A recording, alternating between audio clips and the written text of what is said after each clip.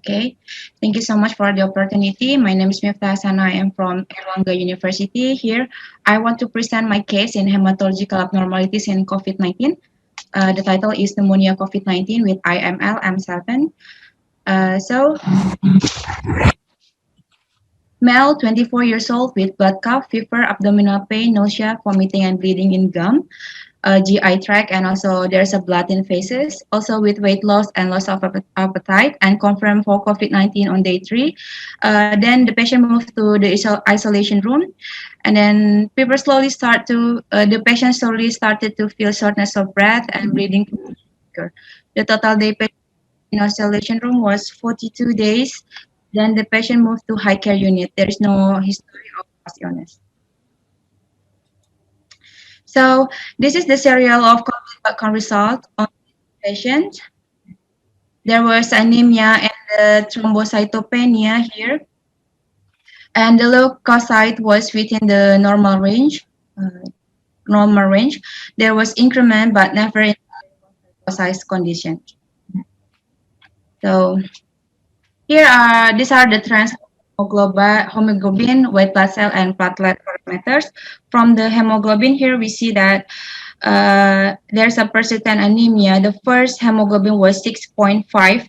There was increment of hemoglobin level on these patients. Maybe this was because the patient received the blood transfusions during the treatment. But overall, the hemoglobin was never in normal range. It's just like a 6 until 11 gram per deciliter. From the trends of the white blood cell, the first was 4,650 and it was on normal range, but there is the trends to become steadily decreasing and then increasing here. The increase should be due to the secondary infections as the patient start with the shortness of breath, and on the chest X-ray there is an effusions which is worsening to the bilateral effusions. And then from the trends of the platelet, there was thrombocytopenia conditions. The trends went up and down as the days of the treatment. This might be because patient also receiving the thrombocyte concentrate, but never reached the normal range. This was not supported for the COVID-19 conditions only, because as we know in the COVID-19, usually there was thrombocytosis. So we have to suspect for another conditions from the first part because patients never went through the normal range for the platelets. This is the trends of the neutrophil and lymphocyte ratio. The trends showed match for the COVID-19 conditions on the first day, as we see that this is a 6.09, and the trends go lower and go lower, higher here, but on the day 16 or the day 27 is go lower. It's not match enough for the COVID-19 infection only, especially on this case, because the clinical condition on this patient was worsened. If the COVID-19 patient had a worse condition, the NLR should always high. As we know, if the neutrophil lymphocyte ratio is high, it means that the neutrophil count is increasing and the lymphocyte count is decreasing. But on these patients, this didn't happen. So we might conclude that something has affected to the production of the neutrophil and or lymphocyte in these patients. On this patient, NLR trend showed the good value of NLR, but it didn't go along with the clinical conditions. We suspect that there must be another disease or hematological abnormalities in patients.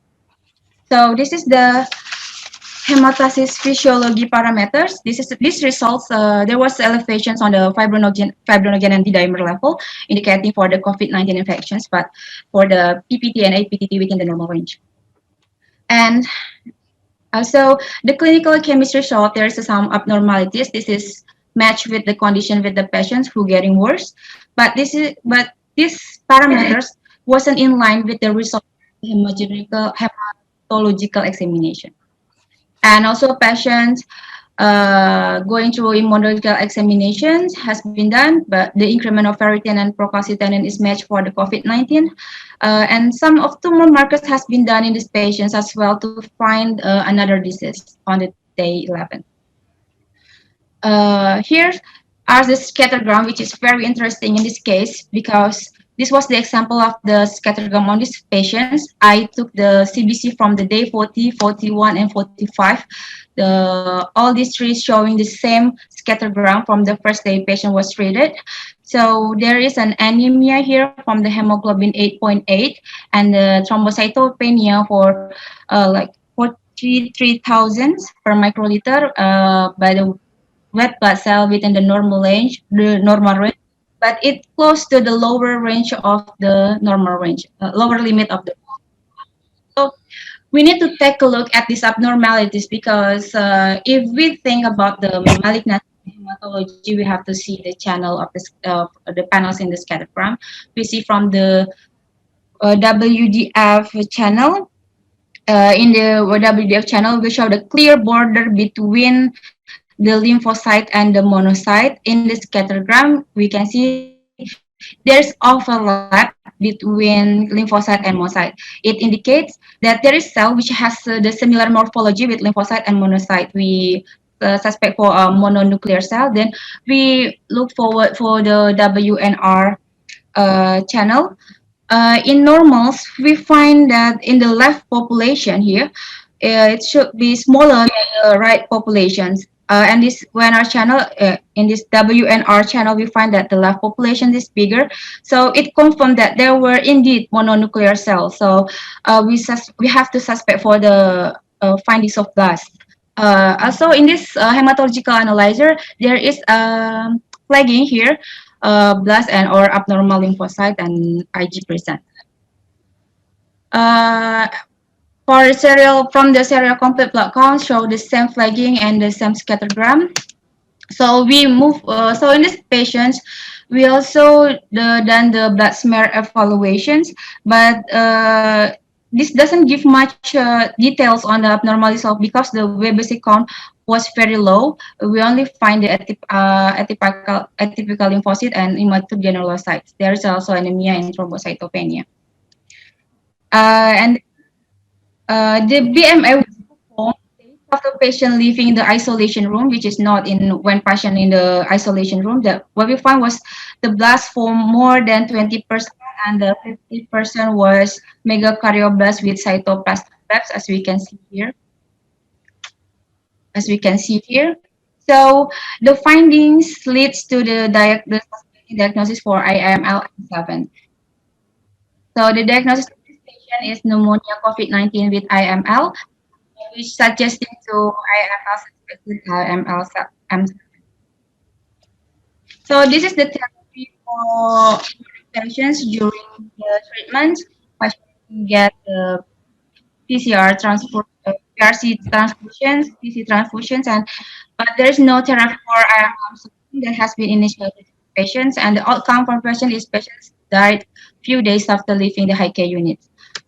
So we can confirm that this was COVID-19 with IMLM7 because from the WHO criteria is fulfilled. The blast is more than 20%, which of more than 50% is megakaryocyte lineage. The cytopenia and the morphology is similar with the criteria from WHO.